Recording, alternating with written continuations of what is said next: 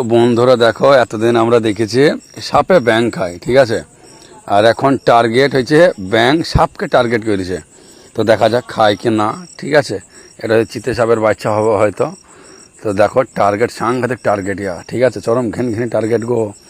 এতদিন আমরা দেখেছি, ঠিক আছে, সাপে ব্যাং খায়, কিন্তু আজকে ব্যাং সাপকে টার্গেট করেছে, ঠিক আছে। লড়াইছে, দেখা যাক কি কদর হয়, খায় কি না খায়, ঠিক আছে। তো খোরভাবে বসে আছে দেখার জন্যে খাবে কি না খাবে। অবাক কথা, ঠিক আছে।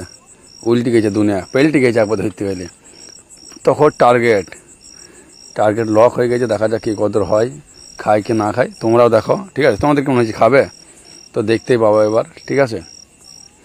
এই দেখো অবাক কথা, ঠিক আছে।